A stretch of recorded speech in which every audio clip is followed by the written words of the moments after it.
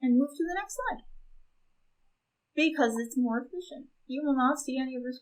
You might see this comment. Depends on my editing. Okay, so this time, welcome back.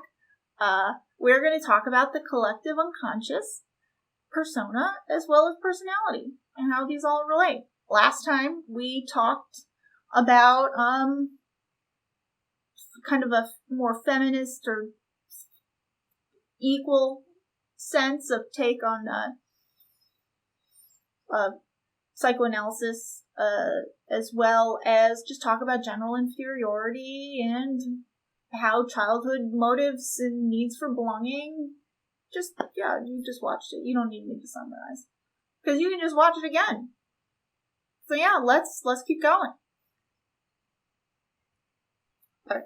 Also, I'd like to remind everyone that the icons that are 100% picked by Microsoft's machine learning algorithm, and I love them. This is my favorite slide in the entire class, because these are the defaults.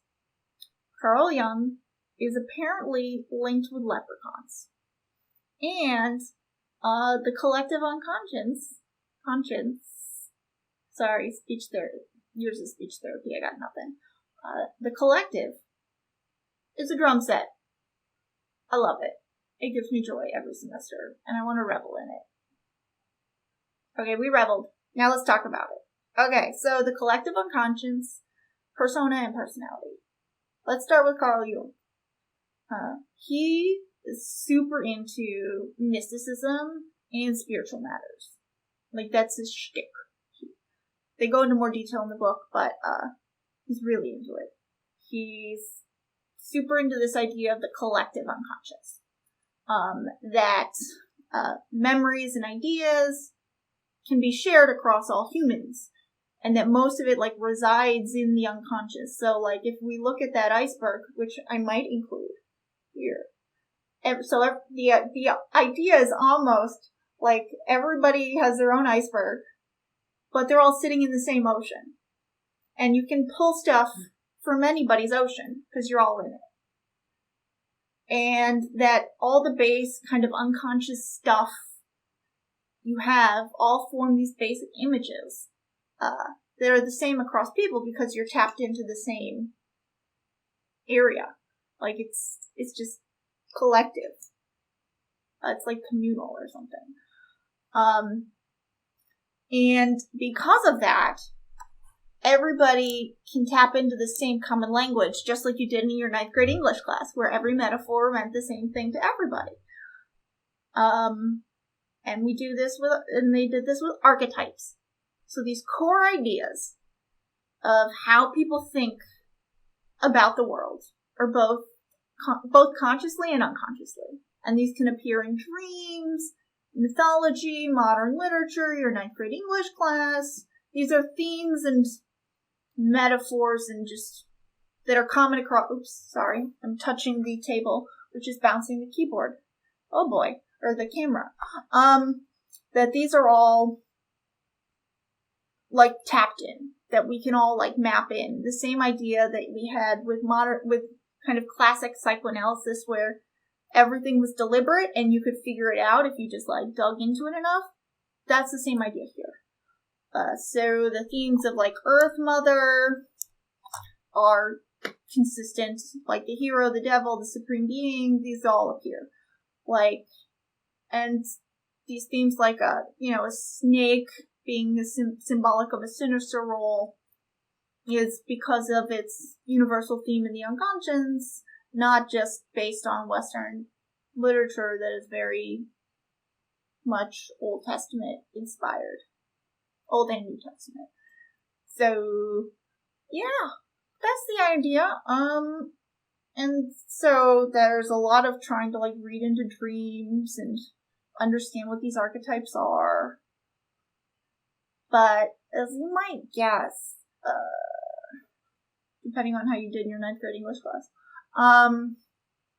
that there's not a one-to-one on these archetypes. And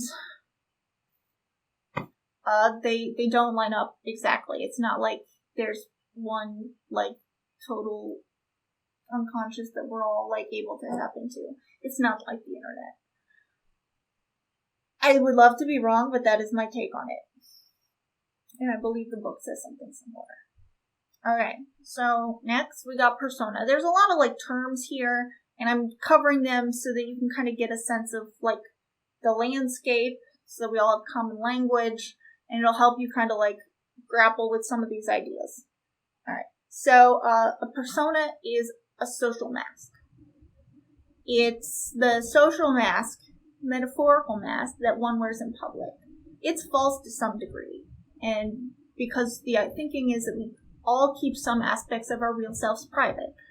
Those of us who are low self-monitors keep less of that hidden than those of us who are high self-monitors. For the audience at home, take a wild guess which kind I am.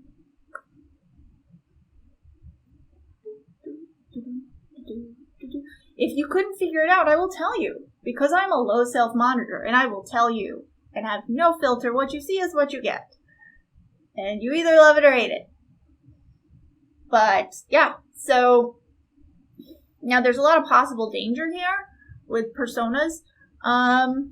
Because you can identify with more than one persona. When I say danger, I mean in the metaphorical sense, in the psychoanalysis sense, not in, like, the human, like, evolutionary psych sense, where a bear's gonna, like, come and get you.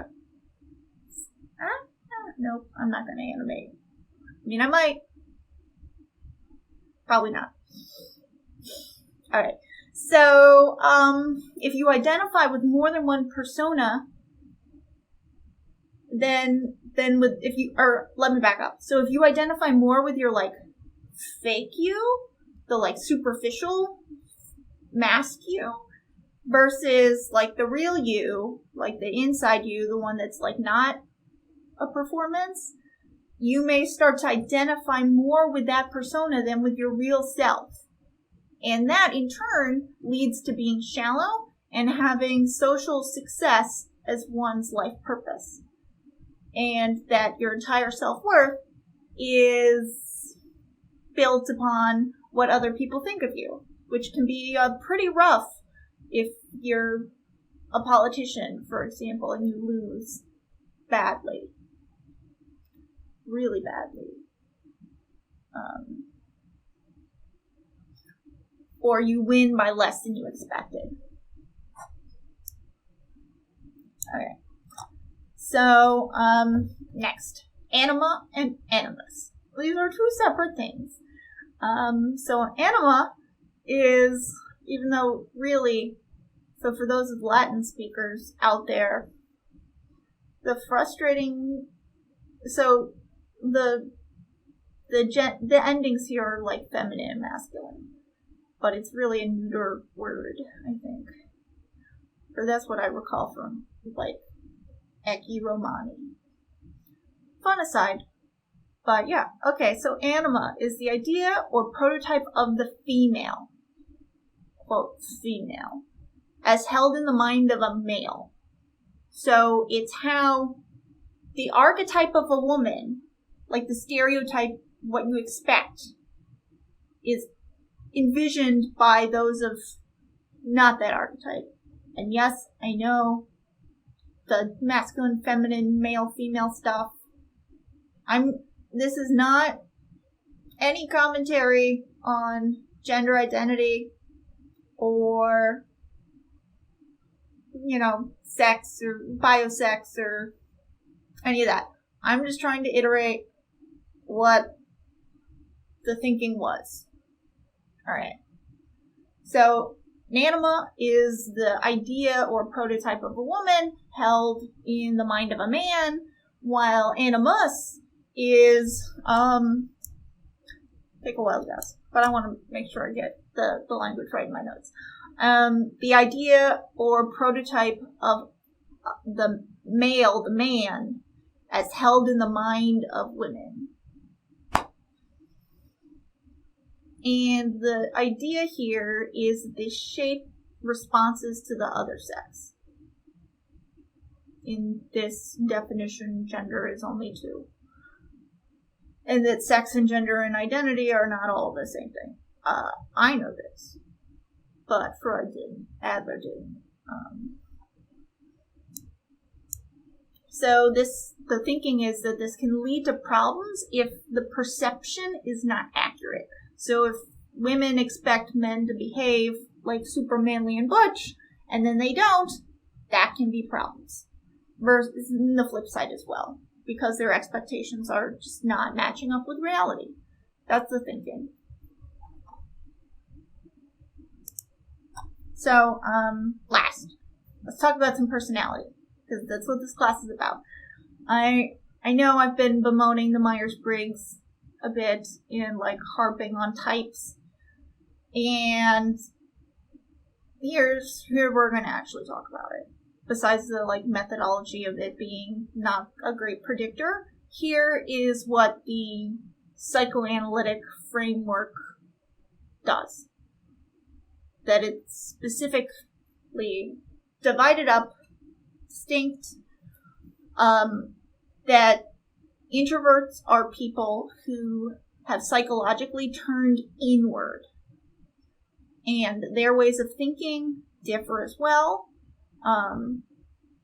But, okay, let's back up. So, introverts are psychologically turned inward, that's the theory, and that they focus, that interacting with other people is draining, while extroverts are focused outward and find interacting with people re-energizing. So,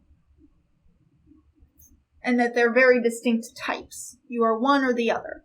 Now, as we know, that while there is kind of a continuous trait of extroversion, where low ends are kind of like classic introvert and high ends are classic extrovert, there's more to extroversion than the Freudian idea.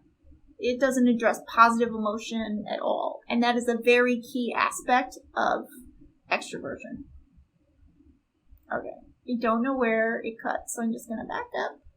And so, while extroversion is a continuous trait in actual practice, the Freudian take on extroversion, which is what you see in Myers-Briggs, and I've seen in a couple of answers, there's not a lot of evidence that introverts lose energy from interacting with others, while extroverts actually gain energy or feel more tired when they don't interact with others, or that they become less tired when they do. The story I've heard from Will Fleeson in some of his work is that while asking people who are classic extroverts and introverts to pretend to be each other. So the idea is that if an introvert is actually drained, if they essentially behave like an extrovert, that would be really tiring. And it seems that from self-report data, that extroverts having to pretend to be introverts was tiring. But the flip side was not true. So and I as a gregarious, assertive person who just I can't help it. I mean, I can, but it's tiring and exhausting to because it's easier just to just let it out. So that's why I love the mic, because I can mute myself when I know I'm going and no one needs to hear it because it's not important. But I can keep doing it without draining myself. So there is some evidence that being extroverted people pretending to be introverts do get tired from it. But I think it's more the self-control piece, the stopping yourself, from personal anecdotal experience. So there's something there, but not in the same Freudian bent. Now, in addition to introvert versus extrovert, we have another approach of ways of thinking.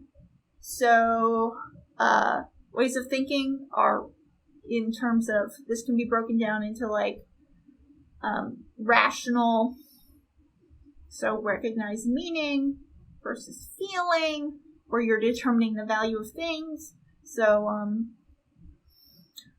And you've also got sensing versus intuiting. That's where the T comes, the T versus S. Or F, what feeling? Yeah, no, feeling versus sensing. And, well, you should notice that the reason why I'm struggling to map these is I never use them in my work, because they are not scientifically valid. They do not predict anything at all. They're just, alright. Ooh, I also have to get to a meeting really soon, so we're gonna keep going. So we're intuiting, so sensing is establishing what is present in the world, while intuiting is figuring out where something comes from and where it goes. The thinking is that people vary in which way predominates, but the argument is that having a balance is best. Not that that's reflected in tests, because you essentially get like one or the other. There's no like, oh, you're in the middle, great. Okay, awesome. Next time, we are going to talk about psychosocial development. Not psychosexual development, psychosocial development. So yeah. I will see you all later. I have to run to an NSF orientation thing because I'm reviewing grants this year, which is so cool.